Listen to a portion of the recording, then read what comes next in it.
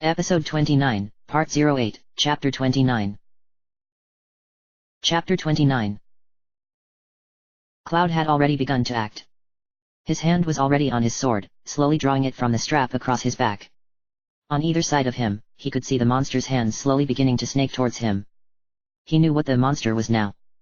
It was known as Demon Gate, a demonic monster summoned by powerful magic in order to protect the entrances and exits to temples and other buildings. Disguised as a wall or door, the monster lured intruders into a false sense of security, and attacked when they were close enough. The only way to tell it apart from the actual landscape was the betraying warmth of its body. Cloud sprang forward, leaping away from the monster's grasp. The claws thrust forward, trying to grab him. Cloud felt the monster's claws rake across his arms, digging into his flesh. 5 paper-thin slits of red streaked his upper arms, 3 on his left, 2 on his right, as the claws cut across him. The Demon Gate's hands were unable to get a proper grip on him, however, and Cloud ran clear. Sliding to a stop, Cloud turned and faced the Demon Gate, his buster sword raised above his head. He mustered all the power of his materia into his sword and it crackled with the intense energy. When he thrust the blade down, that energy was released, firing in a single curved beam toward the Demon Gate. The blade beam struck the monster in the center of its head. A deep gash formed in the middle of its brow, though its rocky form allowed no blood to seep from the wound. After striking the head, the beam of energy then split into 2 more beams, each flying in opposite directions toward the monster's hands. The beams sliced through the thinner arms with ease, leaving them as rocky stubs on the floor. Recoiling from the pain in its head and the loss of its arms, the Demon Gate shuddered and moved back, the wall part of its body scraping across the floor as it moved. Unable to use its claws, it was a more vulnerable target.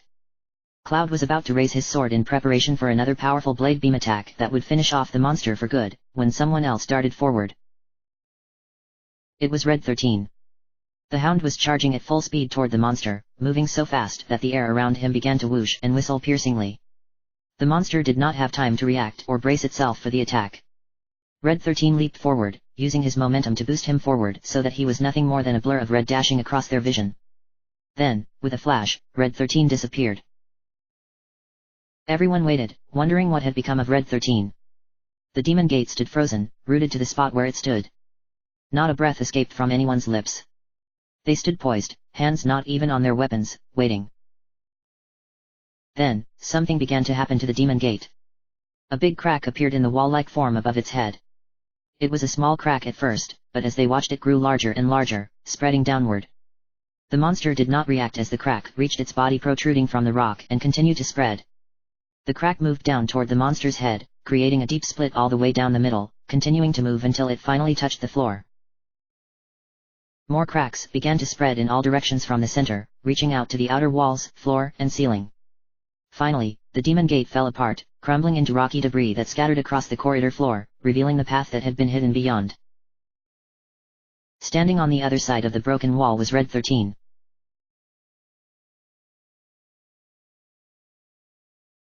"I'll handle the rest," said Cat once he had gotten everyone's attention. They were all gathered around Red 13, patting him on the head and back as praise for defeating the Demon Gate. Cat She directed his mog to bounce across the floor toward the door that led to the clock. "Well, everyone," he said with a hint of sadness. "take care of yourselves." He began to walk toward the door. Seeing Cat about to leave to make his sacrifice for them, Eris couldn't help but feel a pang of regret. True, the cat was a Shinra employee in disguise, and had betrayed them by giving the keystone to the Shinra, but she couldn't help but feel sad that this stuffed cat was about to give his life so they could get the black materia. "Cat," she whispered softly. A tear formed in her eyes. Despite his faults, she could not help but like the jovial, fortune-telling cat. Unable to bear it any longer, Eris ran over to Cloud and tugged on his arm. "Come on, Cloud," she pleaded. "Say something." Cloud looked over at Cat.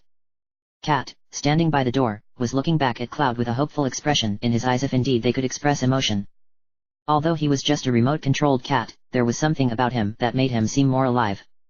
In truth, Cloud also felt a little regret at treating the cat so coldly. He deserved it, but deep down Cloud was also sorry to see the cat go like this. He opened his mouth to say what he thought, but found that he choked when the words came out.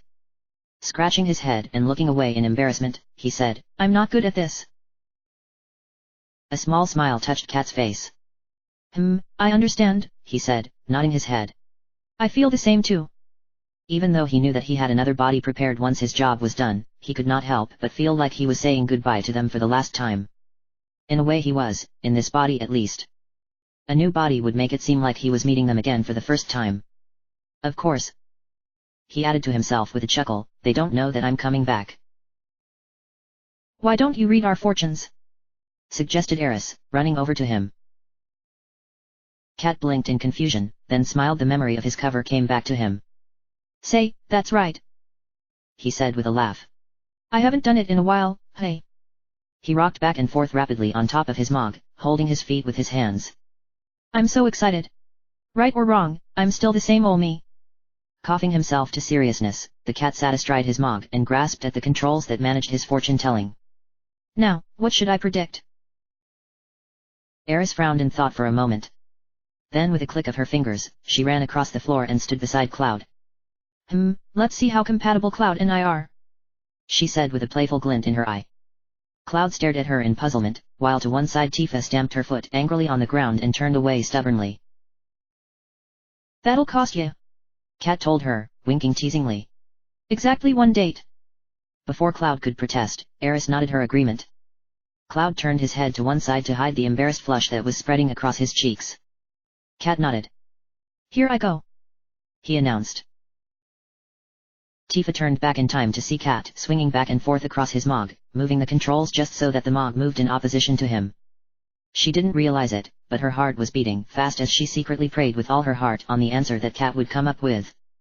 When Cat finished his little act and the result came out, she crossed her fingers. Leaning over as far as he could go, Cat took the result from the mog's hand and had a good look over it. After reading the result, he gave Tifa a sideward glance, noting the hopeful expression hidden in her eyes. Turning away, he said with an apologetic tone, This isn't good. I can't say it.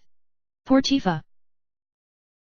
Once again Tifa stamped her foot and turned away. Eris was unperturbed by Tifa's obvious discomfort. No. Tell me. I promise I won't get mad. It's not you he's worried about making mad, Tifa thought bitterly to herself. Cat raised an eyebrow. Then he smiled. Is that so? Then I'll tell you. He coughed to clear his throat, and then made his prediction. Looks good. You are perfect for each other. Eris's star and Cloud's star.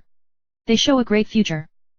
Ignoring the increasing flush on Cloud's face and sniggers from Barrett and Sid, the cat continued, Cloud, I'll be your matchmaker, preacher. I'll do whatever you want me to.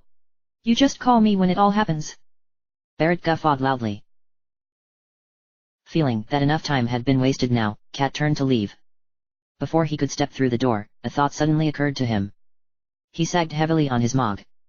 Thank you for believing in me, knowing that I was a spy, he said. This is the final farewell. Then the cat hopped through the door and disappeared into the shadows. Just as the cat disappeared from sight, Eris ran forward and shouted into the darkness. Be strong, Cat.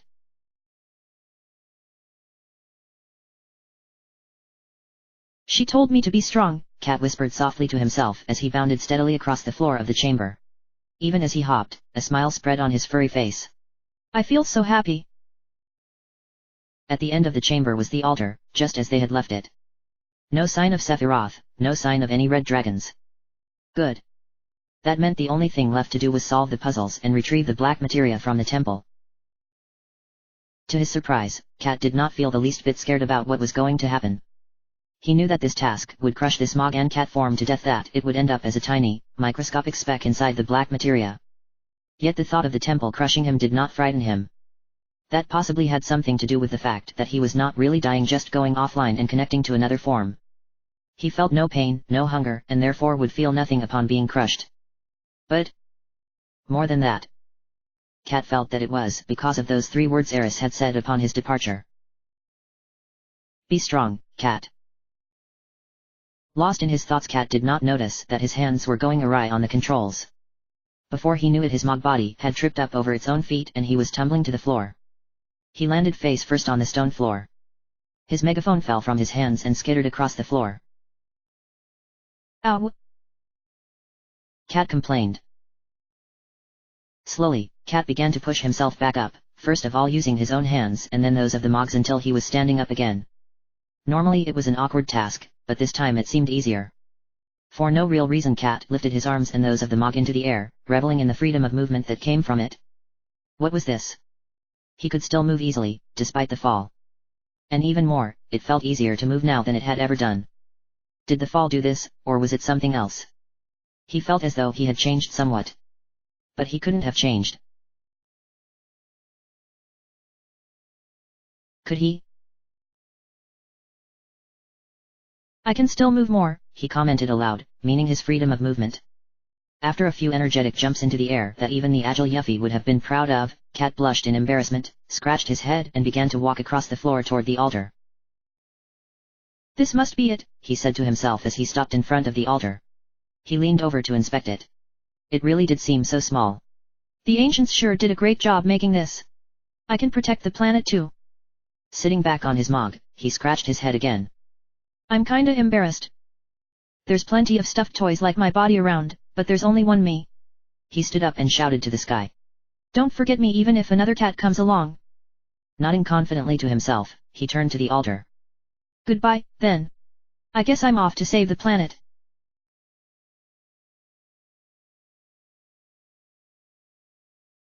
On the other side of the bridge, Cloud and the others watched in silence as the ground beneath them began to shake. The great roaring, ripping sound could be heard again, this time so deep beneath the ground it came out as more of a low rumble than a horrifying screech. Eris clasped her hands together firmly, thinking of the spirits whose home was being disturbed and praying for their safe passage into the life stream. As they watched, a black-green glow began to radiate from the temple. The glow spread until it covered the entirety of the temple, leaving it as nothing more than a shadow among the forest. The ground began to shake more violently and the roaring sound grew louder. Eventually, some of the group had to hold on to trees and each other to save from falling over. A wind picked up, blowing around the temple furiously. What's happening? Yuffie cried fearfully, her arms wrapped around a tree. No one heard her, for her words were drowned out by the growing wind. The trees were whipped from side to side, leaves were ripped off their branches and blown away in the wind. Twigs and rocks filled the air, scratching their faces and hands as they struggled to hold their ground. The bridge was being thrown up and down, barely able to hold onto its posts. The darkness shrouding the temple intensified, and lightning began to flash around the top of the temple from dark clouds that had formed around it. Within the depths of the shadows they were just able to see the temple begin to shrink, quaking as though the ground were being pulled from beneath it. The lightning intensified as the wind grew stronger, until all they could hear was the wind and crack of lightning. The flying debris became so constant that they were forced to close their eyes. Then, suddenly, the wind ceased. An eerie stillness fell upon the forest, and for a few moments none of the group dared move in case it started again and they were blown from their feet. The lightning had stopped flashing, and not even its static energy could be felt on the air. The ground had stopped shaking. Everyone was deathly still. Eris was the first to open her eyes and look ahead. She released Barrett, whom she had clung to for support, and very cautiously climbed to her feet. The ground was still level, which was a good thing, though it was shaky to walk upon, but that was just her fear taking over. She walked forward and looked upon the temple. Or where there was once a temple. There was no temple anymore. The spot where the temple of the ancients had stood was now empty. It had completely vanished. In the temple's place was a deep, hollow pit, although how far down it went Eris could not tell. She could not even tell if Cat had succeeded before the temple inevitably crushed his body. That thought saddened her. She hoped her words had reached him before he left. The others had all stood now, although it took some effort from Barrett to get Yuffie to release her death grip on the tree she was clinging to. Quietly and solemnly the group moved forward across the bridge, which had miraculously remained intact during the sudden storm, and ran to the edge of the pit. The pit was not as deep as it first appeared. It went down only about 50 feet or so, and the pit was covered in rocky ledges that made it easy to climb down. Lying at the bottom of the pit was their prize, the black materia. The materia shone in the afternoon light, an iridescent black ball amidst the rock. There was no sign of Cat. "That's the black materia," said Cloud, his voice barely above a whisper. He was too in awe of the sight of the black materia. He felt Eris stand beside him, equally in awe at the sight of the powerful materia. "Hey!" came Barrett's gruff voice from behind them. "I'll keep watch up here." Looking at the others, they all nodded in agreement. As an ancient, they felt it was Eris's duty and right to go down and retrieve the materia that her spiritual ancestors and kin had protected for so long.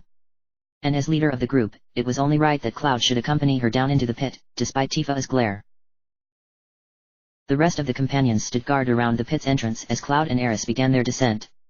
They kept a close eye on the forest, watching for any signs of Shinra thugs heading their way. So far there was no sign of anyone, and so they all relaxed a little and turned to look into the pit. Cloud and Eris had reached the bottom and were stood around the black materia. As long as we have this, Sephiroth won't be able to use Meteor, Cloud said, smiling in relief. He bent over and picked the materia up. It was lighter than he expected, very smooth and very cool. He looked inside but could see no image, there was only blackness. As he was turning it over in his hands, he was struck with a sudden thought.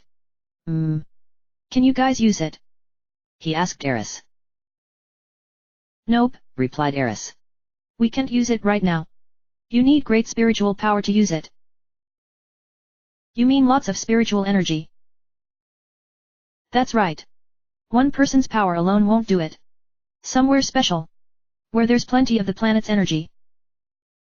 Eris folded her arms in thought as she sought to find a good example of where she meant.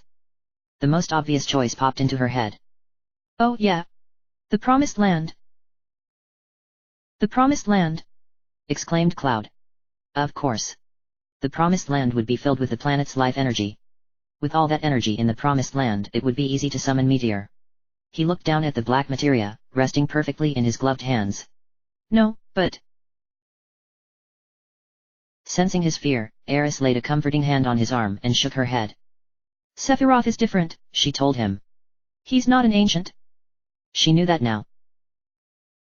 He shouldn't be able to find the Promised Land, said Cloud. Ah, but I have.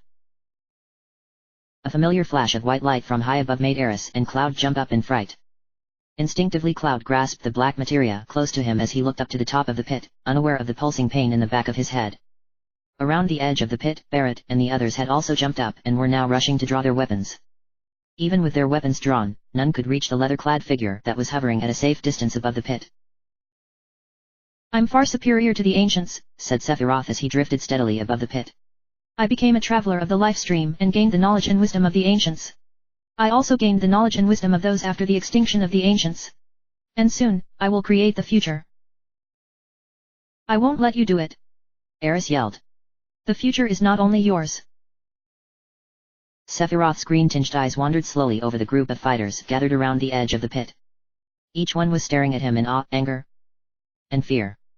He smiled to himself, relishing in their fear. His eyes fell upon Eris, the last survivor of the ancient race known as the Cetra. She held her head high, and though she was covered in dirt and scratches from the battles she had fought in the temple, she showed no fear when she looked at him. Standing beside her was Cloud, the black materia resting in his hands. Ha ha ha. I wonder. He mused. He looked down and stared at Cloud. Wake up. A second bright flash of light zipped through the air. A searing pain shot through Cloud's mind, blinding his vision and making red dots of light dance before his eyes. He lost all sense of what was around him, although he had the vague sensation of falling, a sharp pain in his knees. His fingers grasped onto something smooth and round in his palm. The black materia. The pain was becoming unbearable. Cloud grasped at his head, his nails digging into the skin of his scalp as though he could stop the pain by clawing it out of his mind. All the while the red dots danced and flickered before his vision. The voice that spoke to him through the waves of pain offered him release and rest. If he would just give him the black materia. SH! Shut up! Cloud shouted at the voice. The pain increased. Cloud cried out. With a malevolent smile on his soft lips, Sephiroth floated gently down into the pit. The others, standing around the edge, found they did not have the strength to use their weapons as he floated past them. Sephiroth landed gracefully on the floor of the pit, slowly sinking to his knees as he knelt before Cloud, who still knelt with his hands pressed against his head. The malevolent smile softened into a sympathetic smile like that of an older brother reaching out to his younger brother after he has fallen off his bike and grazed his knee. There, Cloud, Sephiroth said with surprising tenderness. Good boy. The pain heightened, and now a piercing whistle was added to the mixture of noise that was zapping through Cloud's brain. By now Cloud could barely feel his body or the black materia that was still in his hand. Blood seeped underneath his nails as he tried in vain to blot out the sounds screaming in his head. Through all the noise and the pain was Sephiroth's calm, gentle voice offering escape. "The noise." Cloud managed to gasp. He tried to open his eyes. Amid the dancing lights and blotches of blackness, he could just about see the ground at his feet. It was closer than he remembered. A couple of feet away he saw a leather-gloved hand reaching out to him, palm up. All remembrance of who he was, where he was, and what he held vanished from his mind. The only thing in his mind was the voice. Reunion? Black materia. Shakily Cloud lowered his hands, unaware of the blood that ran between his fingertips. He climbed to his feet, dizzy and staggering. Then he began to move slowly forward, his empty eyes searching for the hand that was reaching out to him. He mumbled something incoherently. "W.A. Aya. Aya. No." Cloud stopped. Had he heard a voice calling out to him? It sounded hazily familiar. Almost like his own voice. Where had he heard that voice before? He tried to remember. As he thought, the other voice spoke again, more harshly. Pushing his thoughts aside, Cloud continued forward. The hand was visible now, just inches away from him. The pain would be gone soon. "Don't be afraid," the second voice screamed again. This time Cloud didn't hear the voice. The hand was in reach now. Unconsciously, Cloud reached out his right hand. He felt something slip from his grasp and drop into the outstretched hand. The leather-bound hand closed around the black materia and pulled away from him. Sephiroth stood up, looking down at the black materia that he finally held in his hand. Cloud knelt at his feet, weak, trembling, and shaking. "Well done," he said, slipping the black materia safely into his pocket. Without so much as a warning, Sephiroth suddenly flew up into the air, disappearing from view even before the group had realized he had gone. Cloud remained on the floor, his blue eyes wide in an expression of pure horror. What had he done? His fingers dug into the dirt-covered floor as though he could bury himself away from this horrible dream. All the while, he was aware of a young voice, his young voice crying bitterly beside him. "Cloud, are you all right?" Cloud barely recognized Ares' voice. He barely recognized anything. He was just becoming aware of the enormity of what he had just done. He had just willingly given the black materia to the one person most in the world they were trying to keep it away from. Why? Why did he do that? "I gave the black materia to Sephiroth," he asked, although he was barely aware that he was speaking. Nor was he aware of Ares' presence behind him, kneeling next to him, her hand on his shoulder. He tried to move, but a sudden wave of pain and wooziness overwhelmed him and he toppled backward. Quickly Ares caught him and held him up, her arms wrapped gently around him like a mother cradling a child. She ran a hand through his spiky blonde hair, wishing she could do something ease his pain. A hand grabbed her wrist and held it tightly. Looking down, she could see that Cloud's eyes were glistening with tears as he looked up at her, frantically seeking some solace. "What did I do? Tell me, Ares," he pleaded. "Cloud, be strong, okay?" she said to him softly, continuing to stroke his hair. Pushing her hand away, Cloud struggled to stand up. He did not even manage a few steps before he toppled forward again, falling to his knees. His bloody, scratched fists punched the dirt hard. "Urgh! What have I done?" he yelled. He thumped the dirt again. "Cloud!" Ares stood up and ran to Cloud's side. "You haven't done anything wrong. It's not your fault." The pain was returning, along with the irritatingly soft voice that spoke so smoothly and yet whose words were poison in his veins. Cloud shook his head fiercely. No. He would not do that. The pain increased again, and the voice spoke more firmly. Cloud found himself beginning to stand up, even though he tried with all his willpower to stay firmly on the ground. I am. Cloud stammered.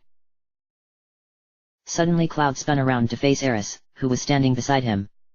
With an angry snarl he grabbed her roughly by the shoulders and flung her against the rocky wall of the pit, making her cry out in pain. Her jacket was torn by the rock. Fear filled the ancient's eyes as she saw the hate-filled look in Cloud's face and the strength with which he gripped her. Glaring at her angrily, Cloud raised his hand and struck her harshly across the face. The slap left red marks across Ares' left cheek. Cloud did not seem to notice, and he struck her again. And again. And again. What? Cloud! Cried a voice from above. The others all stared in horror as they watched Cloud slap Eris continually across the face. The ancient did not struggle or cry out, and Cloud did not seem to even realize that he was striking her. As they watched, a figure emerged from the bushes behind them, and the familiar figure of Cat, she now controlling his new body, bounded toward the edge of the pit. Looking down at the affair below, he bit his lip. Oops. This looks like I came at a bad time. I'm Cat She number 2. Right, pleased to meet you all. Ignoring Cat's unexpected return, Yuffie took it upon herself to end the pointless beating going on below. Leaving her razor ring shuriken on the ground, she expertly leaped off the ledge and began to jump down the ridges to the bottom of the pit. Cloud was still striking Eris, unyielding. Cloud! Cloud, what are you doing? Tifa called. Erg! Barret roared, shaking his fists in rage. Cloud! Hey! Cloud, you asshole! Yuffie finally reached the bottom of the pit and darted across the dirt toward Cloud and Eris. Eris's cheeks were red raw, and her lip was bleeding. Yet Cloud continued to strike her. Eris! Cloud, what are you doing? Grabbing Cloud by his shoulder, Yuffie spun him around to face her. Before he knew what was coming, she had clenched her fist and aimed a direct punch to his stomach. Her fist connected with a painful crunch, and Cloud crumpled to the floor. As Cloud fell, all he was aware of was his vision going white.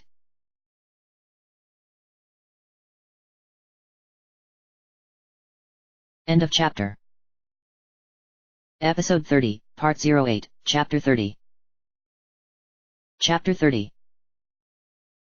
The world was white for Cloud. Everything around him was nothing more than a calm, unending whiteness. Though there was no breeze to tell him which direction he was moving, Cloud had the distinct impression that he was floating gently down into the light. He didn't fight it and let himself float. Everything's white? What did I do? I don't remember anything. My memory? Since when?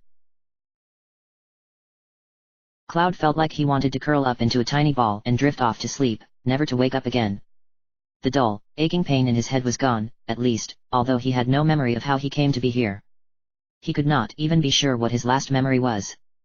Everything, time, and existence, seemed to drift past him on the endless sea of white light, too far out of his reach to grab onto it. In the calmness of the white sea, a single thought crossed Cloud's mind. If everything's a dream, don't wake me. Closing his eyes tighter, Cloud drew his knees up to his chest and willed himself to sleep. It didn't take much effort, his body was so tired. The calmness of the white light eased his cramped muscles and aching form, wrapping around him like a pair of gentle arms, bringing him into a warm embrace, lulling him to sleep.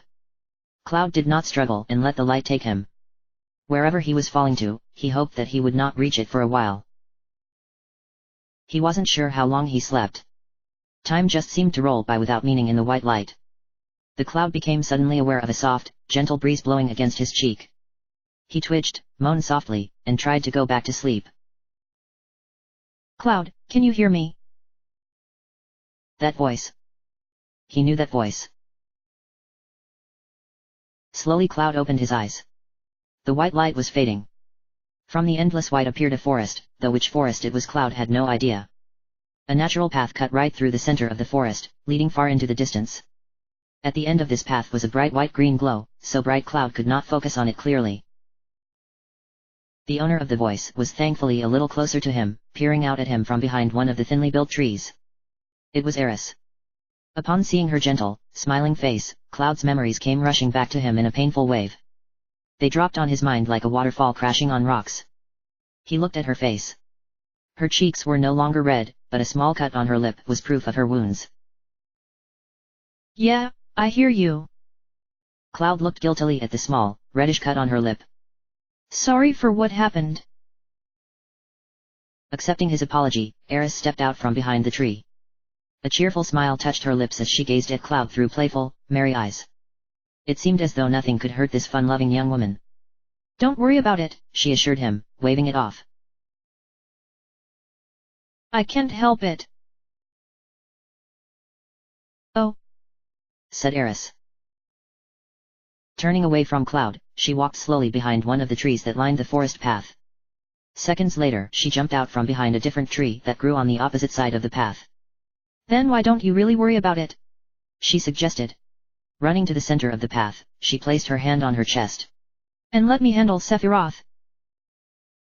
With that, she began to laugh light-heartedly.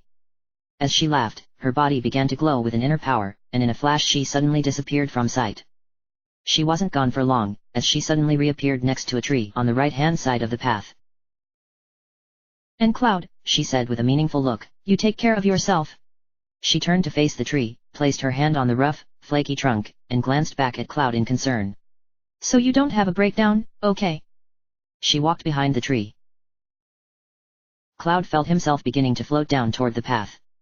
Looking down, he saw the path coming up beneath him, steadily and safely. Looking up again, he saw that Aeris was right beside him, floating down also. The two landed on the slightly rocky path and looked at each other for a moment. Cloud was the first to break her gaze, and glanced around at the forest surrounding him. What is this place? He asked her. Aeris looked up at the trees of the forest. This forest leads to the city of the ancients, and is called the Sleeping Forest. It's only a matter of time before Sephiroth uses Meteor. That's why I'm going to protect it. Only a survivor of the Cetra, like me, can do it. She turned away and began to walk steadily up the path, her hands clasped behind her back. The secret is just up here, she continued. At least it should be. I feel it. It feels like I'm being led by something. Stopping, she turned to Cloud. Then, I'll be going now. I'll come back when it's all over. Aeris. Before Cloud could stop her, Aeris turned away and began to run down the path, heading toward the wall of light that was at the end of the path. Cloud tried to run after her, to stop her from leaving him, but as he tried to run he found that he could not move very far as though something was holding him back. He could only watch helplessly as Aeris moved away from him, getting smaller and smaller as she ran away. Eventually she disappeared completely, swallowed up by the light. Still Cloud continued to run. He had to stop her before she left completely. Then a deep, calm voice spoke through the silence. She's thinking of interfering. She will be a difficult one, don't you think? Cloud looked up as Sephiroth floated down from above and landed on the ground near him. Sephiroth glanced up the path where Aeris had run off, an evil look on his pale face. He glanced back at Cloud, smiling wickedly. We must stop that girl soon, he said. Then, in another flash of light, everything vanished.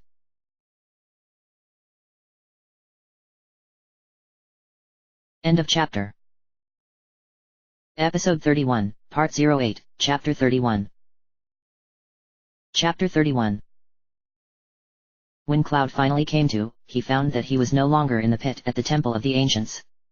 He was in a strange room that was covered in wood paneling that was charred in parts, although there was some evidence of someone trying to repair and polish the blackness from it. Standing over him were Tifa and Barrett. Their faces were filled with concern as they looked down at him, although Barrett's face had traces of annoyance as well. Following the events at the temple and their encounter with Sephiroth, the companions had left the area in haste. They ran swiftly through the forest of secrets toward the distant shore where they had parked the tiny Bronco, carrying the unconscious Cloud with them. Sid piloted the tiny plane across the water, heading for the town of Gongaga on the other continent. No one said anything during their trip across the ocean. No one apart from Kat, that is, who was busy regaling the group with tales of his adventures inside the temple. Nobody paid any attention to him. They weren't interested in hearing his tales, nor were they at all curious as to ask how he had mysteriously survived the tests inside the temple. They all remained silent, staring wordlessly at the passing ocean. Aeris sat at the back of the plane. Sitting with her back to the others, she watched as the land and the forest of secrets disappeared into the horizon. Her cheeks were still red and sore. Yuffie tried to make small talk with her, but Aeris paid no attention. Her thoughts were somewhere else. A decision was forming in her mind. She had untied her hair and was letting it blow in the breeze, holding her pink ribbon and the small materia in her hands. Every so often she would glance at Cloud, but always her gaze returned to the ocean. Eventually Yuffie gave up. The people of Gongaga had been very understanding of their situation. They took the group into their village without question, eager to help the poor young man who had been injured. The innkeeper refused the money Tifa had offered him, even though he sorely needed the funds to keep his inn open. They all took turns watching Cloud, who tossed and turned restlessly in his sleep. When Cloud finally opened his eyes, Tifa sighed in relief. You look like you was having a nightmare, Barrett said once Cloud had fully registered who they were. How are you feeling? Not moving, Cloud considered the question. He felt stiff and sore, which he guessed to be because he had been lying motionless for a good while. His stomach felt a little sore. He vaguely remembered being punched there at one point, although he could not remember who it had been. He pictured dark hair. Vincent, perhaps, or Yuffie. I seem to be okay, he answered finally. His mouth felt dry. As if sensing his thirst, Tifa picked up a small jug of water and poured some into a glass. She lifted his head off the pillow and helped him to drink some of the water. It was slightly warm, but it helped to moisturize Cloud's dry throat. Cloud downed the glass, thankful for the way it cleared the dense fog that clouded his mind. Tifa made to refill the glass, but Cloud waved her away. Barrett stared closely at Cloud, trying to see if the ex-soldier was lying about him being okay. Satisfied that he was telling the truth, Barrett leaned back on his feet and crossed his arms. That's good. Man, I didn't know what was going to happen. Even though he tried to hide it, Barrett had been more than a little worried about Cloud. More than once he had thought that Cloud wasn't going to wake up at all. Secretly, he was as relieved as Tifa was to see the young man awake again. Putting the empty glass back on the table, Tifa looked at Cloud in concern. You know, Cloud, she said softly. Eris is gone. Barrett frowned.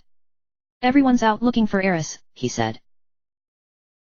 Slowly Cloud sat up, ignoring the hand that Tifa offered to him when he nearly lost his strength and fell back onto the bed. Somehow he wasn't surprised to learn that Eris had gone. Deep down he already knew she had left. He had thought it was just a bad dream, but now he knew that it wasn't. And wherever the others were looking, they would not find her. He shook his head. City of the Ancients. Eris is headed there. By herself. Why did she go by herself? Barrett roared angrily, raising his voice. In the next room, the poor innkeeper almost fell out of his chair at the sound of the man's bellowing voice. Hey, we're going too. Memories of the dream flashed through Cloud's mind. Eris's smile. Her gentle eyes that made all his worries seem to disappear. He remembered her words. Let me handle Sephiroth. She had told him. Eris held the key to stopping Sephiroth. She was an ancient. Her bloodline gave her more right to stopping him than Cloud did. All Cloud wanted was revenge for the pain Sephiroth had caused him. He shivered. Only the ancients, only Eris can save us from Meteor, he said, hanging his head. It was Eris's task alone to finish Sephiroth. Of all of them, she had the best chance of stopping him. Whatever she was going to do in the City of the Ancients would prove that. Unfortunately, Tifa and Barrett didn't seem to see it that way. Then we must go, said Tifa firmly, putting on her gloves. What'll we do if something happens to her? She replied when Cloud looked at her inquisitively. If Sephiroth finds her, she's in trouble. She gave her gloves a tug, the soft leather creaking between her fingers. The metal spikes protruding from the knuckles had been freshly sharpened and looked lethal, while the diamonds seemed brighter. Cloud stared at her in awe, and then lowered his head sadly. Sephiroth already knows, he whispered, remembering the rest of the dream. Sephiroth would already be tracking Eris down, to stop her achieving her goal. Hey! Why are you still sitting around?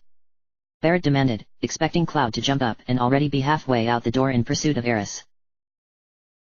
Let's go, Cloud, said Tifa, standing up. Cloud refused to look up at them. He wanted to go. He wanted to go and find Eris to protect her from Sephiroth. But memories of the temple were running through his mind. Memories of what he did to Eris. No, he replied. I might lose it again. He clutched at his head. If Sephiroth comes near me, I might. Yeah, god damn it. Barrett snapped. His patience was wearing thin. It's 'cause of you that Sephiroth got the black materia in the first place. It's your damn fault. Cloud opened his eyes and looked at Barrett. My fault. Barrett sighed heavily and tapped his foot against the floor. I know you got problems. Hell, we all do, he added, referring to his problems at North Corel. But you don't even understand yourself. But you gotta understand that there ain't no getting off at this train we're on, till we get to the end of the line. Cloud, Tifa sat down beside Cloud and took his hand in hers, gazing into his eyes. We came this far. Aren't you going to settle up with Sephiroth? Cloud pulled his hand away. No, he said. His voice was trembling. Holding his head in his hands again, he shook it vigorously as though he could shake the memories of Sephiroth from his mind. But they wouldn't go away. I'm afraid. Cloud admitted. If I keep this up, I may go crazy. I'm afraid. He choked. Barrett's patience and sympathy finally wore out. Just a dem jackass, that's what you are, he said harshly. Ignoring Tifa's cross face, he continued. You just think about it. How many people in this world do you think really understand themselves? People get depressed in life because they don't know what's up. But, they go on living. They don't run away. Isn't that how it is? His speech made, Barrett turned and walked out of the bedroom, slamming the door behind him. Cloud? You'll come with us, right? Asked Tifa, looking up at Cloud hopefully. When Cloud didn't reply, she glanced at the floor. Then she looked up again, took his hand in hers and gave it a gentle squeeze before heading for the closed door. Standing in the doorway, she looked back at Cloud, who was still on the bed. I believe in you, she said quietly. She silently slipped out of the room, leaving Cloud alone. When all was quiet, Cloud let his gaze fall to the end of the bed. His sword was propped against the wall next to the bed. The metal blade was covered in scratches and discolored blotches caused by magic cast by monsters. There was also blood across the blade, though the blood had turned brown now that it had dried. He would need another sword to fight with soon, he figured, eyeing up the damage. He would still use his old Buster sword, it was important to him, after all, but he would need another sword just in case. That's if he continued to fight. What am I supposed to do? He asked aloud, his voice sounding meaningless in the quiet of the room. Pull out of here. He drew his legs up close to his chest. He dug his hands into the white sheets of the bed, clawing at the folds. Pull out? To where? The room answered his questions with silence. Waiting at the entrance of the inn, Tifa and Barrett looked back at the door that led into Cloud's room. Though they could hear nothing from Cloud on this side, they could easily guess that Cloud was in turmoil, trying to figure out what he should do. Tifa was tempted to go back into the room and comfort her childhood friend, but she didn't know if going in was the right thing for her to do. She was afraid that her presence would make things worse for Cloud. Besides, she didn't know what to say. Cloud? She said, her heart aching. A hand touched her shoulder and she turned to look at Barrett. Wait a minute, Tifa, he said, more softly than she had anticipated. Give him a little time. He has to decide this on his own. You believe in Cloud? Right. Tifa nodded. Smiling, Barrett squeezed her shoulder as gently as he could and then, suddenly aware that he was acting like a big softy, turned and walked out of the inn. Tifa waited a few moments longer, pausing to look back at the door. Barrett was right, she realized. This isn't something I can help Cloud with. This has to be his decision and his decision alone. Her mind made up, she followed Barrett outside. Inside the bedroom, Cloud had moved to sit at the edge of the bed. His Buster sword and the Yoshi-Yuki the old man had given him spread out on the bed. Cloud had almost forgotten about the other sword, it was much lighter than it looked. A closer examination proved the sword to be useless in a battle, however. The blade was too thin and worn, and there was a big crack in the base of the hilt where it joined with the blade. One good swing and it would break easily. After a while Cloud had left the swords and sat on the edge of the bed, thinking hard about what he should do. His thoughts were centered on Sephiroth. Why was it that whenever Sephiroth was near, Cloud's blood seemed to boil? To one extent the answer was easy, Cloud hated Sephiroth more than anything on the planet. Yet there was another answer, the one that Cloud could not find. And that answer would have something to do with the pain buzzing in his head and the voice that urged him to do things he didn't want to do. Like giving Sephiroth the black materia. Remembering that made Cloud shiver. He wanted to know why he would do something like that. It didn't make any sense. He knew the black materia was dangerous, so why give it to the most dangerous man on the planet? The more he thought about it, the more his mind recoiled. I'm afraid to find out the truth. Cloud asked himself, shaking his head. His hands tightened around the empty glass. Droplets of water dripped down his face where he had splashed himself to clear his thoughts. But why? Cloud reached out and touched the Buster's sword. His fingers closed around the familiar grooves on the handle and he lifted it, feeling its comforting weight in his hands. Fighting was what brought him this far. If he were to run away now, then he would never find the truth. Like Barrett had said, the journey they were on was like a train. There was no stopping until it reached the end of the line. His mind made up, Cloud hoisted the Buster's sword and slid it into its slot on his back. He went to pick up the Yoshi-Yuki, but then thought better of it and left the sword on the bed as he left the room. It was a nice sword, and would bring a fair penny to whoever sold it. Better the innkeeper used it to bring in some extra money if he ever needed it. It was the least Cloud could do to say thank you for their care. The innkeeper smiled at him as he came out. He seemed a little surprised to see Cloud up and about, though. You awake? He said to Cloud. The young innkeeper nodded his head toward the exit. Those people were so worried that they stayed by your side until you woke up. You sure do have good friends. Cloud nodded in reply. Yes, he thought. He did have good friends. He wouldn't have gotten this far without Tifa, or Barrett, or Vincent, or even Yuffie by his side. Tifa and Barrett jumped in surprise when the inn door opened and Cloud came out. They had not expected him to make up his mind that fast and were taken aback by the quickness of his decision. One look into Cloud's face showed that the young ex-soldier was still unsure, even though he tried to look determined. Cloud? Tifa began. Barrett interrupted her before she could get further. Hey, how are you? He asked. I just wanna know, which is it gonna be? You wanna find out about yourself? Or are you afraid to find out? Either way, you stay here and all you can do is worry about it. He folded his arms and looked at Cloud sternly. Even if you do go nuts again when you see Sephiroth. If it happens, it happens. I'll go upside your spiky white head and bring you back to normal. Cloud didn't look too convinced. Cloud, it'll be all right, Tifa assured him, her hand on his arm. We're all with you. But... Cloud began. Barrett waved him off with his gun arm. It was one of Barrett's odder habits, like he still had his actual hand there. If it happens, he repeated casually. Don't worry about it. Cloud bit his lip. How he wished he could share Barrett's confidence. Although he had no doubt that Barrett would carry out his threat of going inside his spiky white head if he went nuts, Cloud hoped that it wouldn't come to that. Barrett was right. There was no use in worrying about it. If it happened, it happened. And if it did, Cloud had his friends there to stop him. When did Barrett get so wise?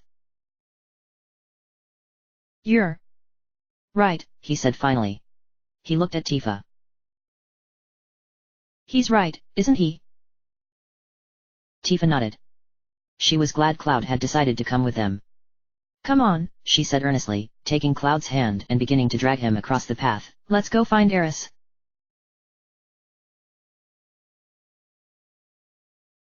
City of the Ancients. Sid scratched his head with the butt of his cigarette. What kind of dem place is that? Maybe it's a storehouse where the ancients kept all their materia, said Yuffie excitedly, hopping from one foot to the other. She had spent too much time in Gongaga now, and she was bored. There was so little to do in the little forest town, and she had been here once before anyway. The thought of going somewhere new excited her. The materia she could find. Vincent shook his head. Most likely it's the capital of the ancients' homeland, he said softly, his voice only audible in the quiet of the forest. The enigmatic gunman was standing apart from the rest of the group, partially hidden behind a tree, keeping an eye out for any signs of the Shinra. The group had left Gongaga now, and were standing in the middle of the forest that surrounded it. Once they were a good distance away from the village, Cloud called them to a halt to discuss where they had to go. Though some of them had heard of the City of the Ancients, no one really knew where it was. Didn't Eris give you any clues as to where this place was? Asked Cat, lying leisurely on top of his mog. He was on his back, his hands behind his head and balancing his megaphone on his feet, seemingly entranced by it. Cloud paced through the center of the group. No, he answered finally, stopping in the middle of the group. All she said was this forest leads to the City of the Ancients. And is called the Sleeping Forest. The Sleeping Forest. Red 13 murmured, his tail twitching. You know it? Asked Tifa, surprised. The hound settled back on his haunches and looked up at Tifa, squinting in the light. Know of it, he replied. After scratching an itch on the back of his neck, he began to explain. According to the elders in Cosmo Canyon, the sleeping forest guards the entrance to the city of the ancients, or the Forgotten City. As its name shows, it is a forest that sleeps. How can that be? Asked Tifa, confused. How can a forest be asleep? Red 13 shook his head. That? I do not know. All I know is that it does. To be honest, he added, embarrassed, I did not pay much attention to the elders when they taught me that. I think I fell asleep. Yuffie giggled, stopped giggling when she saw Red 13 growling at her. Even so, she had to fight to control her giggles. Do you remember where the forest is? Cloud asked Red 13. Red 13 lowered his head in thought, trying to remember back the 15 or so years when he had been taught about the Cetra. He looked up and nodded. Somewhere on the far northern continent, he replied. Whereabouts exactly, I cannot be sure. But I am positive it is on that continent. Far northern continent? Barrett roared, making everyone jump. That damn place. The whole continent is covered in snow and ice. Not to mention goddamn mountain ranges. No damn forest can survive there. Not everywhere on the continent is covered in ice, Tifa pointed out. Forests and grass still grow on the southernmost point. Maybe the sleeping forest is there. Cloud frowned. Can we get there? He wondered aloud. Don't you worry about that, said Sid, putting out his cigarette with the butt of his spear. Good old tiny Bronco can get you there, so long as we stay in the shallow bits of the water. Dem engine's startin' to leak with all this ferryin' here and there. She'll pack up completely soon. He added with a disappointed sigh. Cloud nodded. Then that's settled. We'll head north. He looked around at everyone. It wouldn't hurt to make a quick trip to Cosmo Canyon to make sure we're heading in the right direction. And, he added with a glance at Yuffie, I'd like to visit that weapon store in Wutai again. There was a nice sword in there. End of chapter. Episode 32, Part 08, Chapter 32. Chapter 32. Barrett's dark eyes narrowed in fury. His nostrils flared. His huge muscles flexed and twitched irritably underneath his skin. The veins on his arms and neck stood out, pulsing with heated, irate blood. A formidable growl rumbled in the back of his throat. The object of his fury sat cowering on a tree branch across from him, trembling so much that he nearly fell from his perch. Finally, unable to contain it any longer, Barrett's rage exploded. You idiotic cat! He yelled so loud that his voice shook the tree he was in. Didn't we specifically tell you not to trick us again? On the opposite tree sat Cat. The petrified cat was clinging to a branch with all his strength, his little claws fixed firmly in the wood. His Mog body was further down, its huge arms wrapped around the trunk. The bigger stuffed Mog was having a hard time climbing up the tree, so Cat abandoned it and climbed up himself. His gold-plated crown slipped over one eye as the tree shook. I didn't trick you. The cat protested desperately. The tree jerked again, and the crown threatened to slip over his other eye. It was an honest mistake. I swear. Lifting a shaky paw, he pushed the crown back up to his head. As he moved, the tree gave another hefty shake and he jerked forward, forcing him to clutch at the branch. Although he was only a robotic cat, he mewed pitifully. Barrett snorted derisively. Honest my, he began. That's enough. Snapped Cloud, his patience wearing thin. Below them, the Black Orados took a step back and charged headfirst into the tree. Its hefty bulk caused the tree to shudder violently, although thankfully the roots were strong and deep. It wasn't much consolation for the poor group who were sat in the tree's upper branches, holding on for dear life. It had been 3 days since they left the tiny Bronco on the southern shores of the northern continent, and already they were lost. They had no map, only vague directions given to them by Bugenhagen another 2 days before when they stopped by Cosmo Canyon. Unfortunately, the old man had not been very useful. Though he had traveled around a lot in his youth, he had not left Cosmo Canyon for some years, and had never been to the city of the ancients. It was hard to find, he told them, for those who had never been there. It was built in the hidden depths of a canyon on the northern continent. The sleeping forest was like its guardian, preventing looters and monsters from finding the city and taking its hidden secrets. When Barrett shouted and demanded more information, Bugenhagen just smiled and wished them luck on their journey. They left none the wiser and began their trek across the ocean.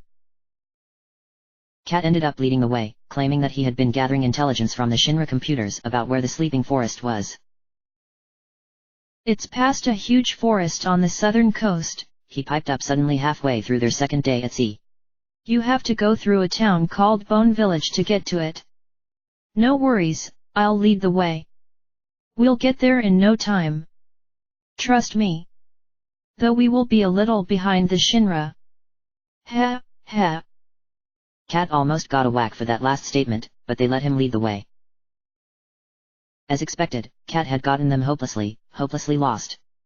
Soon after entering the forest that grew about a mile from the shore, Cat lost all sense of direction. He bounded off confidently at first, assuring them all that he was on the case and they would be in Bone Village by nightfall. But as the hours went by and the sun began to set in the sky, everyone began to realize that something wasn't right. It took long, cold stares from Cloud, Barrett, and Vincent to force Cat to admit that he was lost. It was an honest mistake. Cat had protested so innocently as Barrett threatened to thump him on the head. Anyone could get lost in a forest this big. Cat's honest mistake had turned out to be a big problem. On the third day of their hike they ran unexpectedly into a hunting black Orados. The dragon-like beast had been tracking them for more than a day. It stalked stealthily despite its bulk, and nobody noticed it until it charged out of the trees and attacked them while they ate. The dragon walked on two powerfully built legs that were made for short-distance running. Its arms were far smaller and not very muscular, but were tipped with sharp blue-purple claws. Its head was also relatively small compared to the rest of its body, with beady yellow eyes eyeing them up hungrily. Two sets of long, curved horns grew out of the back of its neck, and smaller horns grew from its elbows. It was a formidable beast, not fast, but with a very high endurance. So what are we going to do? Asked Tifa. She had dug the spiked tips of her gloves into the tree to keep from falling off. Hope it gets bored and runs off home. Sid suggested, sat next to her. Once he had tried to stab the black Orados with his spear. The beast responded to this by grabbing the spear in its mouth and yanking it out of his hand. All his materia was on his spear. The only other weapon he had was his lighter. Or his boots. Hey, lizard face. Yuffie called down to the creature, waving her razor ring threateningly. Run off and find prey your own size. To emphasize her point, she hurled the weapon down toward the dragon. The jagged, circular blade sliced across the black Orados's face before spinning back to Yuffie's hand. The young ninja caught the weapon easily, her gloves protecting her hands from the damage. In response the black Orados roared loudly and slammed its head hard against the tree again. Then it stepped back, turned around, and began to whack the tree with its long, powerful tail. Sparks of electricity flickered off the end of its tail with each strike. I don't think it was impressed by your attack, Yuffie, mumbled Red 13. He was probably the safest of them all, with 4 claws feet stuck into the wood and his fiery tail wrapped around the trunk. Vincent unhooked his gun and took aim at the black Orados. We do not have time for this, was all he said before he let loose a parade of bullets upon the creature. Feeling the bullets penetrate its scaly hide, the black Orados screeched and stepped back away from the tree. Bloodied and injured, it should have backed off. But it had not had a decent meal in more than a week and therefore was not prepared to let this large meal go without a fight. Releasing his grip on the tree trunk, Vincent dropped off the branch and onto the ground. The black Orados's small eyes squinted at him, noting the red glow around him that was his body heat, and the faint beating that was his heart. The dragon roared and charged forward. Vincent jumped up from the floor and, using the tree as a base, propelled himself over the black Orados's head. The beast, charging with all its strength, could not slow itself and slammed into the tree. At the same time Vincent withdrew a fresh chamber of guns from a hidden pocket in his cloak, slipped it smoothly into his gun, and fired once more on the creature. A trail of red split open down the creature's back. Now, Cloud, the red-cloaked man called up to Cloud. Finish it off. Cloud leaped out of the tree toward the injured, staggering dragon. He drew his new sword, Murasame, and stabbed it straight into the creature's back. The slender, curved blade of the samurai-like sword cut straight through the open wounds Vincent had prepared for him, leaving the innards exposed and vulnerable. The Murasame slid straight through its back, lungs, and heart. The dragon slumped instantly, blood frothing at its mouth. Well, that was anything short of interesting, Yuffie complained once everyone had climbed from the trees. She gave the black Orados's body a kick. Next time we run into one of these things, let's make sure we're the predators and they're the prey. Everyone agreed with her. All right. Cat said, jumping up. Let's get going then. He started to walk off into the forest. A firm hand gripped his shoulder and stopped him in his tracks. Cat turned to see Cloud staring at him, a harsh look on his face. Yuffie will lead the way from now on, Cat, he said in a tone that meant no arguments. I think we've all had enough Shinra interference, honest or otherwise. Cat stared at him, and then sagged in disappointment.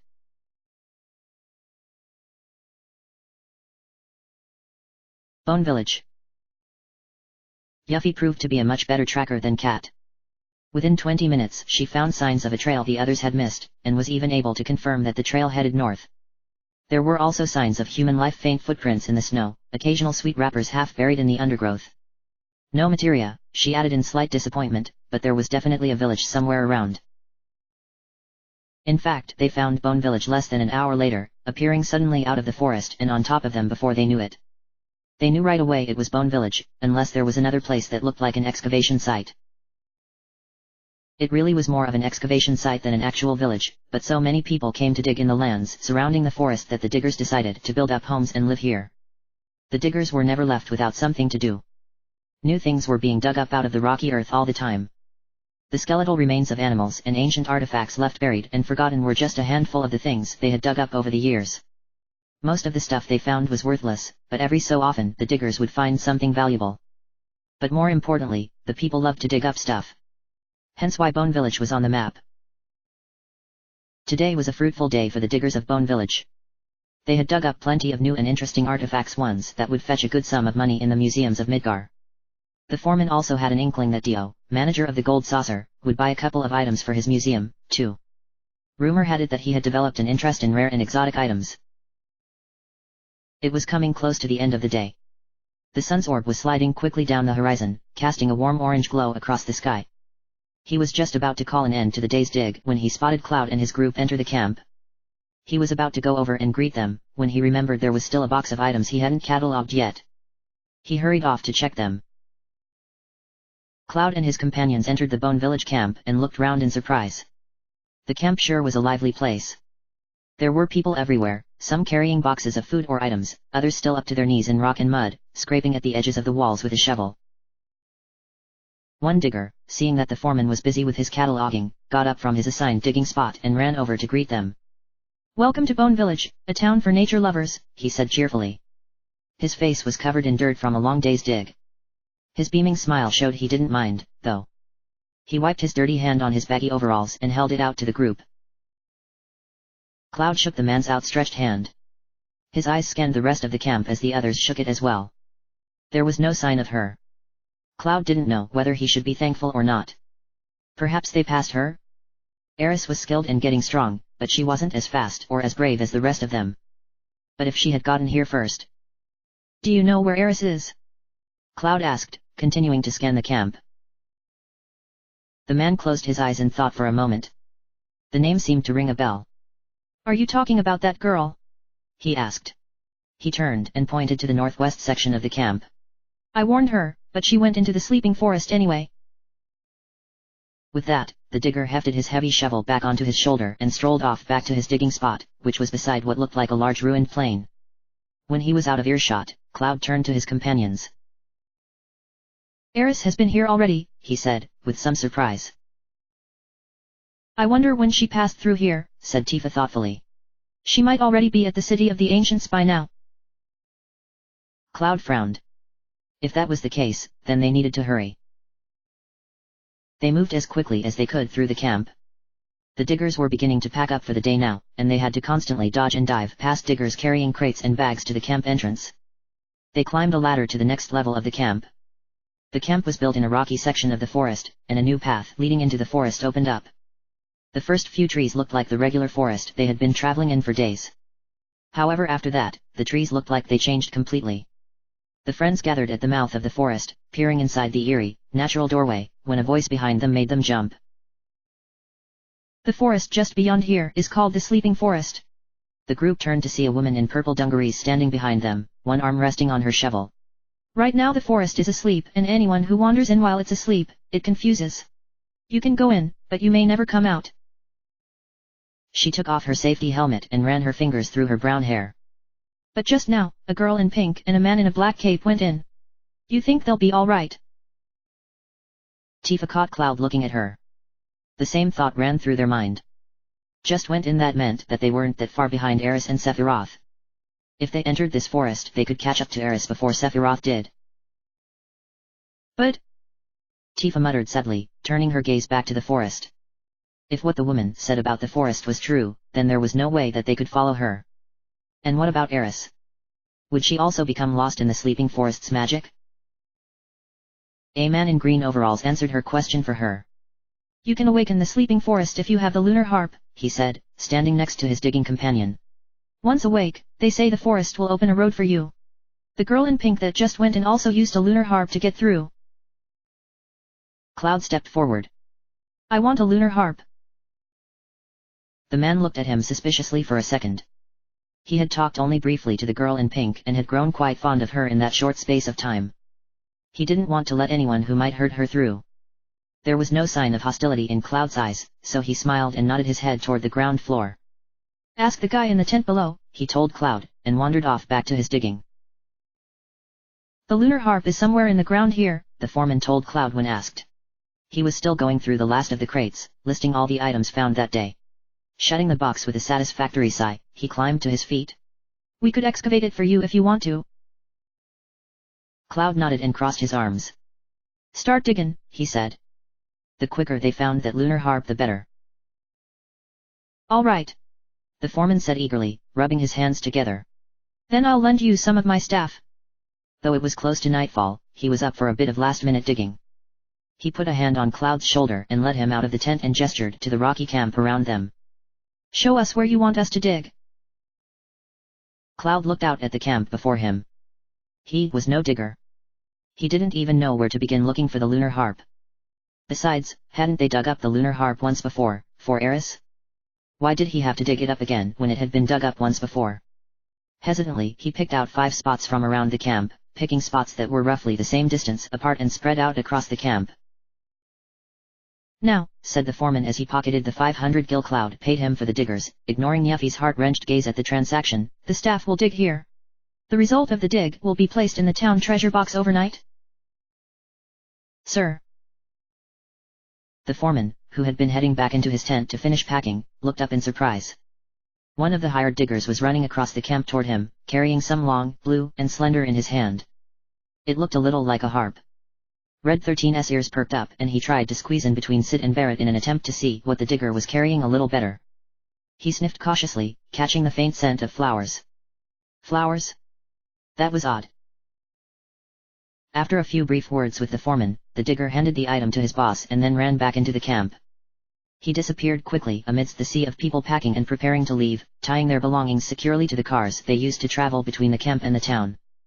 The foreman turned to face the group, a slightly sheepish smile on his face. Well, it looks like we won't need to dig after all, he said with a nervous laugh, and opened up his hand. It was the lunar harp. It was easy to recognize because the harp was shaped much like a crescent moon. It was perfect in every detail.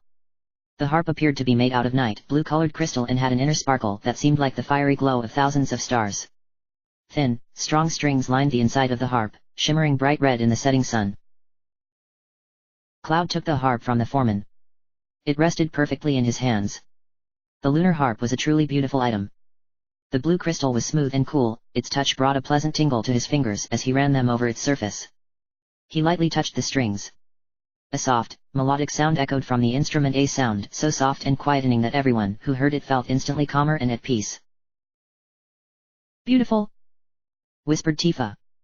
Yuffie and Red 13 both nodded in agreement. Cloud let his eyes linger over the instrument a few seconds more before shaking himself loose of its mystical enchantment. He looked around at his friends. They all looked back at him. No one had forgotten the mission at hand. Let's get going, said Cloud firmly. The companions moved back across the camp. Most of the diggers had moved off now. Their cars could be heard driving through the forest. The northwest area was completely deserted, everything beginning to grow dark in the approaching nightfall. The path leading into the sleeping forest was darker now, seeming like a dark tunnel stretching into blackness. Cloud felt a sudden sense of unease as he stood at the entrance to the sleeping forest. All of a sudden the hairs on the back of his neck and arms stood on end.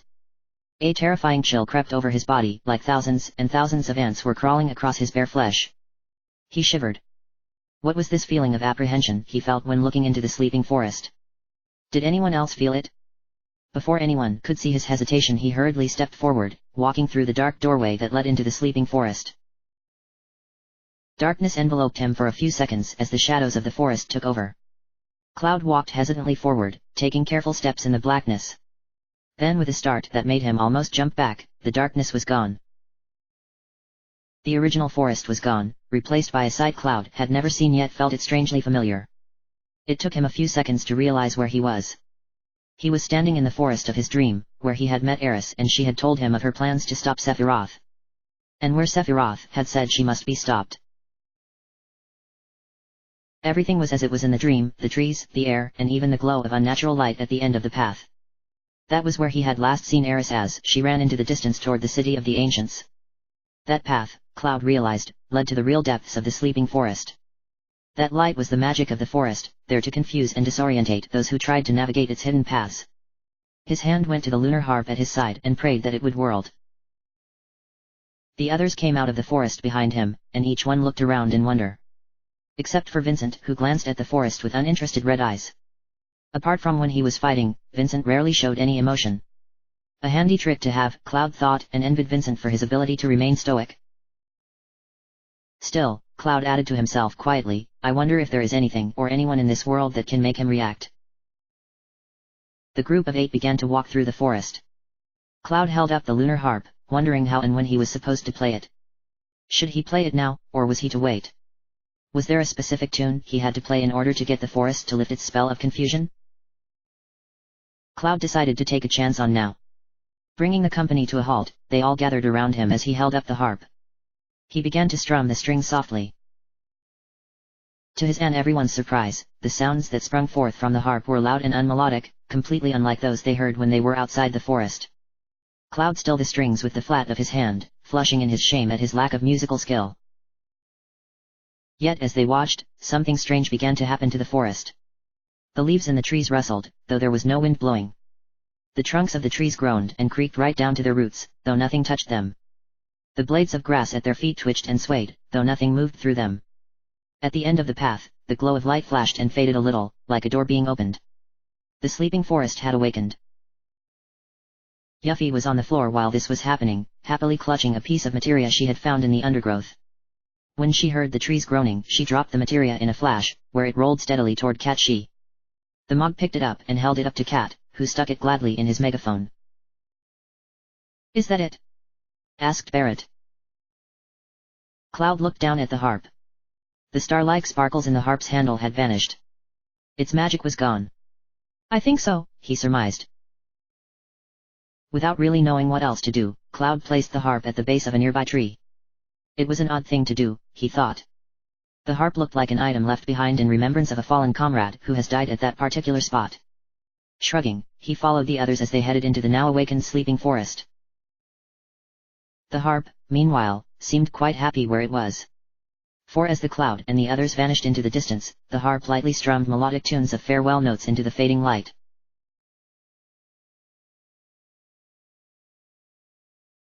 End of chapter. Episode 33, Part 08, Chapter 33. Chapter 33. The path through the sleeping forest proved to be a straightforward one. Once the lunar harp had awakened the forest, it had opened up a path for them, heading away from Bone Village and deeper into the depths of the forest. They stumbled across the path almost immediately, when the harp's harsh, wakening tones had faded from the air. How the path appeared was a mystery to them. 1 second it was not there, and then in a blink of an eye it was, ready to guide their way. The route itself was simple in its course. A clear, rocky path cut right through the center of the forest, making it impossible for them to wander and lose their way. Strange bushes and trees grew like markers around it, so if they did happen to wander off they could easily find their way back again. The trees that grew around the path were stunted and had wide trunks, their upper canopies as flat as a tabletop. Growths of red coral sprung up here and there, releasing a spicy scent into the air that was both uplifting and invigorating. Unfortunately it made Red 13 sneeze, so he steered well clear of the red coral when it appeared. In the sunset the sleeping forest had a very magical feel to it. The leaves on the flat-topped trees were lined with a thin layer of moisture, and when the orange sun shone down on them they shimmered like stars in the twilight. The shades of red on the coral growths grew deeper into a dark shade of red, their thick branches creaking in the wind. Even in the fading light the forest was warm. At one point during their hike the path came to a stop, ending at the base of a steep, rocky cliff. Just when the companions thought they had to turn around and go back, the forest opened up another path for them that again had not been there before. A short, rocky outcrop had appeared just a few meters back, leading to the top of the short cliff. The group climbed the outcropping and crossed the gap inside a large, fallen tree trunk that had mysteriously fallen across it. After crossing the cliff, the group decided to stop for a quick rest. They could not stop for long. The sun was settling rapidly and they had to escape the sleeping forest before darkness descended on them completely. But it had been a long time since they last ate, their last meal having been interrupted by the black Orados. They gathered together in the cooling air and shared small chunks of bread, dried fruit, and some smoked meats.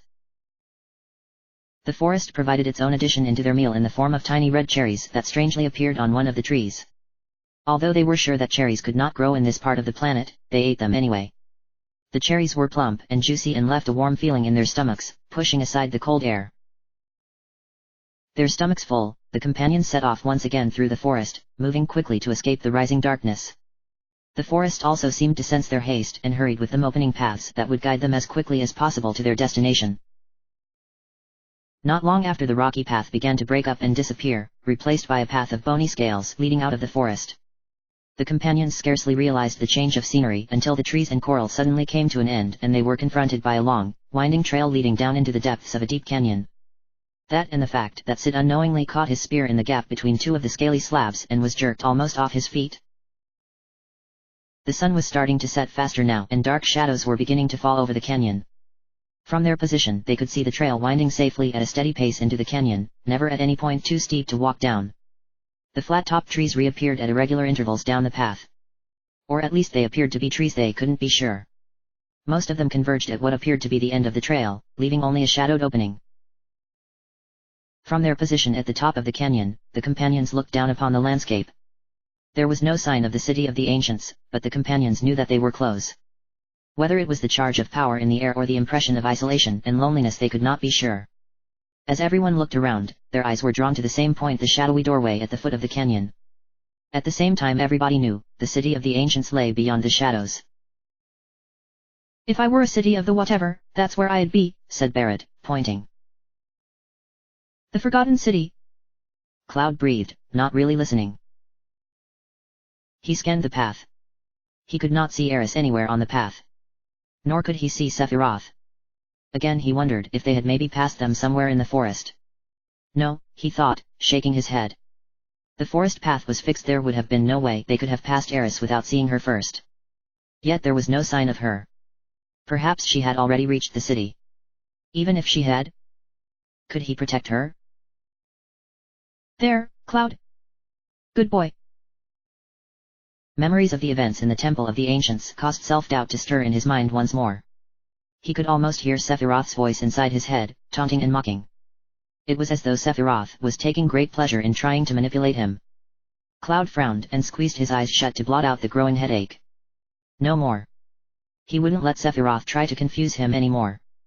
Everything Sephiroth said was a lie. All lies. Lies.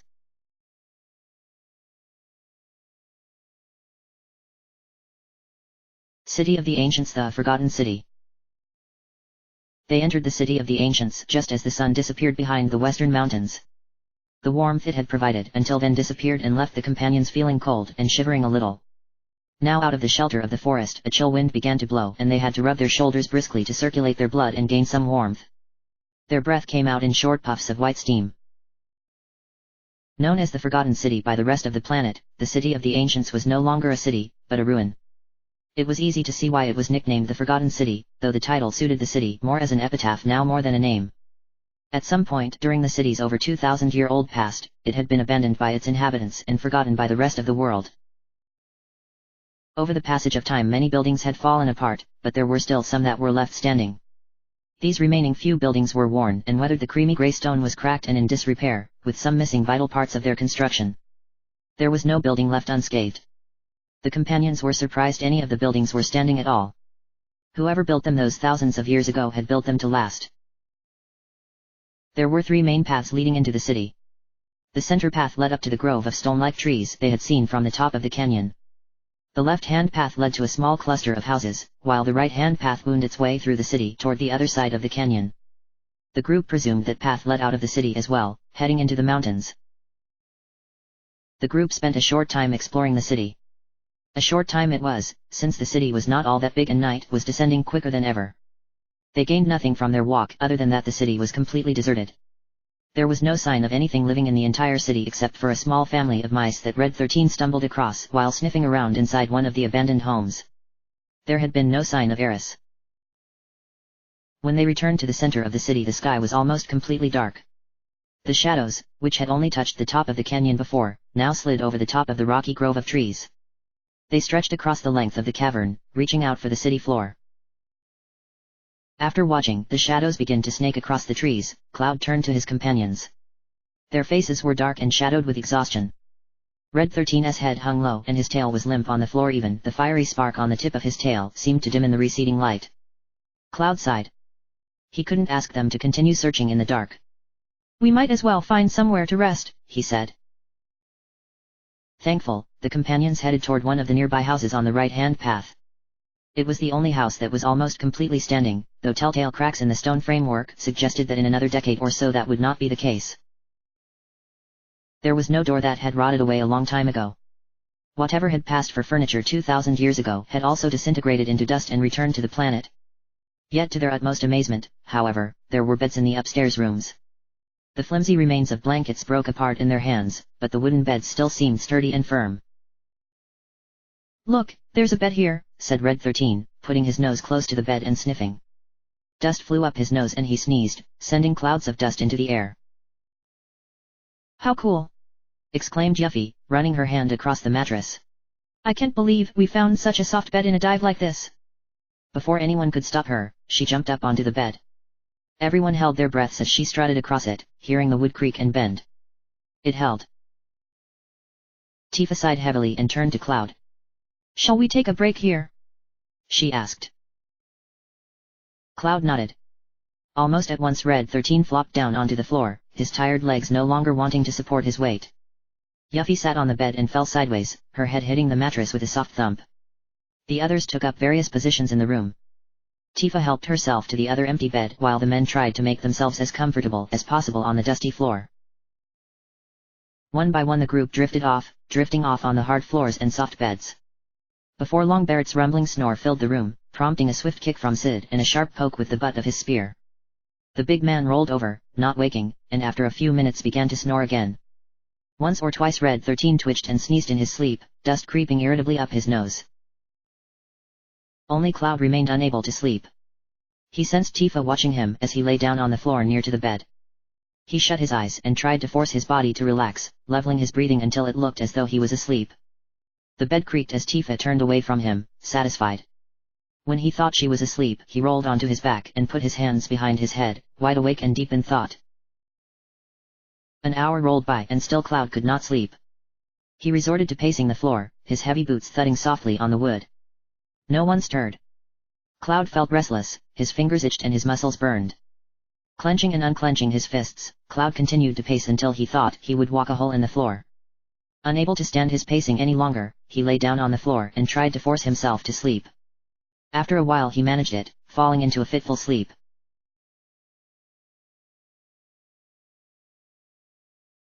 Half an hour later Cloud awoke to the sound of a voice whispering softly in his ear. He was barely aware of his movements as he stood up, tiptoed past his sleeping companions and stepped out into the dark corridor. His eyes were glazed over as he looked up at the stone ceiling of the house, listening intently to the voice. I feel it, he said to no one, his voice sounding unlike his own. What's wrong? Cloud turned to look behind him and saw Vincent standing a few feet away.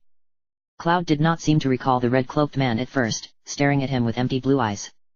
After a moment, recognition replaced his glazed-over look as Cloud was brought suddenly back to the present. The others, awake but still groggy with sleep, came out of the bedroom and stood behind Vincent. Eris is here. Cloud looked solidly from one to the other before adding. And so is Sephiroth. That startled everyone into wakefulness. They huddled together in the chill night air, made suddenly chillier by Cloud's abrupt statement. Instinctively they glanced around the corridor, as though they expected Sephiroth to magically leap out of the walls and attack them. No way! Yuffie said loudly, her shrill voice ringing painfully in the still air of the house and making the others cringe. Red 13 looked up at her and growled menacingly, but she ignored him and continued. Sephiroth wasn't invited. But how can you tell? Asked Tifa. Cloud bit his lip. He did not really know how he knew. He just knew. When he opened his eyes, something deep inside him had told him Sephiroth was nearby. The knowledge came to him like a voice whispering in his ear, telling him what he needed to know. He could hear it still, softly, inside his mind. But whose voice was it? Was it Ares's? Or Sephiroth's? Sid and Barret were watching him closely. Though startled at first, they looked less than convinced by Cloud's tale now. They eyed him over suspiciously. Cloud, seeing them staring at him, shifted uncomfortably. It's not an excuse, said Cloud quickly. He frowned as he tried to think of the best way to explain what it was he was feeling. Finally, he nodded and put a hand on his chest, over his heart. I feel it in my soul, he said. He looked at the two. Sid clicked his tongue behind his teeth, Barret crossed his arms and grunted his approval. Red 13 interrupted, bringing them all back to the matter at hand. What should we do? We must hurry to her. Everybody looked at Red 13. Cloud nodded. Enough time had been wasted already. Whether his words were true or not, they had to find Ares before Sephiroth found her and she got hurt. Right. Let's hurry and find Ares, said Cloud firmly. Drawing their weapons, the group hurried out of the house and into the night. A bank of clouds obscured the starry sky. It looked like rain was coming in.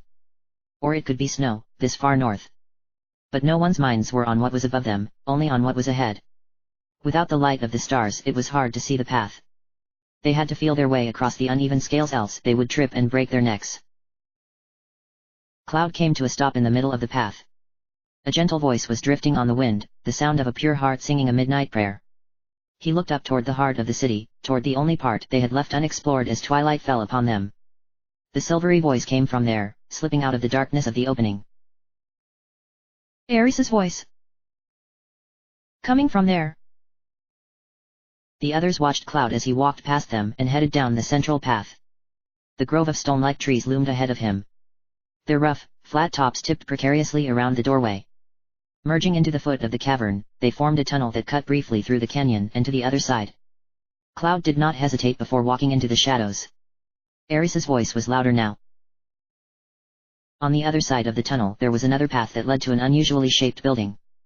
The building was shaped rather like a large shell that had been placed on its side, its curved opening at its base. Sharp spikes jutted out here and there across its gravely frame. In front of the building was a large pool of clear water, shallow enough to wade through except for one spot where the ground opened up and delved into deep shadows. How deep it went was anybody's guess. But Cloud ignored the pool. Ares's voice whispered out of the doorway. Paying no heed to the others behind him, Cloud walked around the pool toward the building. Ares's voice was getting louder now. He could almost make out words amidst the devout whispers. He entered the building. The interior of this building was unlike any of the other homes. There were no rooms or furniture or the remains of them. This house was one big room, with a single path that spiraled around the wall of the shell until it neared the top. The center of the shell contained no floor. Instead, there was a hole leading deep underneath the earth. Leading into that hole was a radiant blue staircase made of pure energy. Tifa and the others all crowded around the balustrade, leaning over to see where the staircase led. They gasped and gawked, pointing and chattering loudly. Cloud paid no attention to them or the staircase. The mystery of this strange room did not interest him. It was as if he had been here before, or seen it through another's eyes. Ares's voice came from the hole. Before he realized what he was doing, Cloud found himself heading down the spiral staircase leading into the hole. He heard Tifa's voice calling for him to wait up, but he took no notice. Even when the others fell into step behind him, still muttering and chattering, he took no notice. All chattering ceased as they entered the inner sanctum of the city. They found suddenly that the narrow hole opened up into a great chasm so vast and so deep that they could not see the bottom. Yet it was what lay in this huge cavern that made them go silent with awe. Another city had been built underneath the other one, and this one was far from ruined. Great towers and buildings made from an unknown substance rose from the ground. Walls of shimmering crystal rose up from the perimeter at uneven levels, acting as a shield. Those walls had been level at some point, joining together at a single point to form a protective barrier in the shape of a sparkling flame. The spiral staircase led down toward one of the towers. Cloud and his companions followed it in total silence. No one dared speak, no one wanted to disturb the tranquil peace that filled this city, the true forgotten city. They reached the bottom of the stairs and came out of the tower. They looked around in awe. Though this city had been abandoned for more than 1,000 years also, nothing was in ruin. Some magic kept this city alive. The group walked carefully down a set of stairs that led toward the center of this small but still magnificent city. They came to a stop at the end of the boulevard. A large pool lay before them, filled with crystal clear water that glistened an iridescent blue, reflecting the light of the towering walls of crystal overhead. This pool formed the center of the city. A number of rising stone pillars rose from the waters, heading up toward a large platform in the heart of the city. Without waiting for the others, Cloud jumped off the edge of the boulevard and landed firmly on the first and lowest pillar. When he steadied himself, he looked up at the platform, which was a little more in view. There was someone there.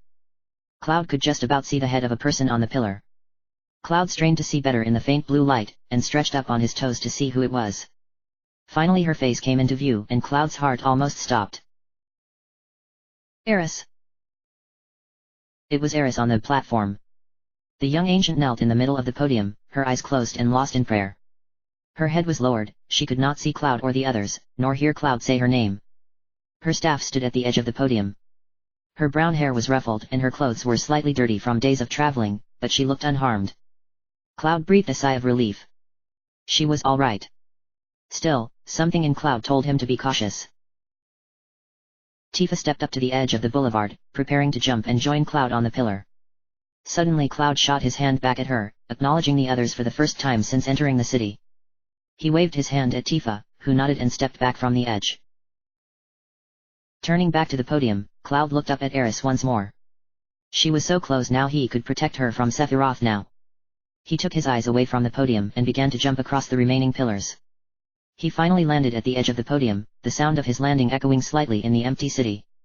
Still Eris did not stir from her prayer. It was as though she was asleep or lost in a trance. Cloud took a step forward until Eris was so close he could reach out and touch her silky brown hair. He could hear her speak softly to herself, murmuring words he could not understand. He could hear her soft breath. He took a step closer to her. What happened next would haunt Cloud until years later. As he stepped closer, a gentle throbbing in his head made him stop. His body stiffened. Cloud tried to shake his head, but he could not move it. Then, completely of its own will, his hand reached up and drew the Buster sword from its place upon his back. Cloud tried to twist his arm away as he lowered the blade, its tip pointing straight at Eris's heart. Then Cloud grasped the sword with both hands and lifted it high above his head. He started to bring it down. What are you doing? Stopy. Startled by Red 13 and Yuffie's cries, Cloud staggered backward and lowered his sword, the blade clanking loudly against the floor. A loud whistle was ringing in the back of his head, making it throb painfully. Cloud shook his head briskly, appalled at what he had very nearly done. Ugh! What are you making me do? He asked aloud. Cloud looked at Eris, who remained tranquil in her kneeling stance in the middle of the podium, her hands folded together in prayer. Suddenly she opened her eyes and lifted her head, seeing Cloud for the very first time. Her green eyes met his blue ones. It was as though she had just come out of a trance. She did not seem very surprised to see him. Cloud stared back at her, still holding his sword in his hands. As he watched, Eris became bathed in a shower of green light from the unknown depths above, enveloping her in its warmth and power. It was as though some unknown entity was answering her prayer. Upon seeing Cloud, a smile spread across Eris's face. It was a smile that would forever burn in Cloud's memory. A smile of joy and of hope. It would be a personal memory. A last memory. As the green light swept over Eris, that smile deepened. Nobody saw the dark shadow that flittered across the light, nor the figure that appeared at its heart. The green light flashed as a leather-clad figure dropped from the skies, his long sword drawn and pointing to the earth. His long silver hair whipped in the wind as Sephiroth flew down from the light, his eyes transfixed on the ancient as she knelt smiling at her beloved friend, unaware. Nobody saw. Until it was too late. The blade pierced Ares' waist, slipping straight through her skin and clothes. Her hands dropped to her sides. Her upper half tipped forward and bobbed, nearly impaling her head on the blade. Ares opened her eyes to see the glittering metal of the Masamune coming cleanly out of her front, devoid of blood but fatal nonetheless. Her eyes widened. She gasped. Sephiroth stood behind her, holding the sword's hilt firmly in both hands, looking down at the ancient as she knelt dying before him. His cold green-blue eyes raised from her to Cloud, and a menacing smile touched his lips. Then he slowly withdrew the blade, pulling Ares upright as it was pulled out of her body. Ares did not even gasp, for she no longer felt any pain. Ares began to fall, her head tilting forward suddenly as her eyes closed and her last breaths left her body. The sudden movement caused the ribbon in her hair to come loose and fall away, releasing her long hair and the materia that held it in place. The white ball of materia fell through the air, its cloudy surface glittering with a soft green light as both materia and ancient fell to the earth.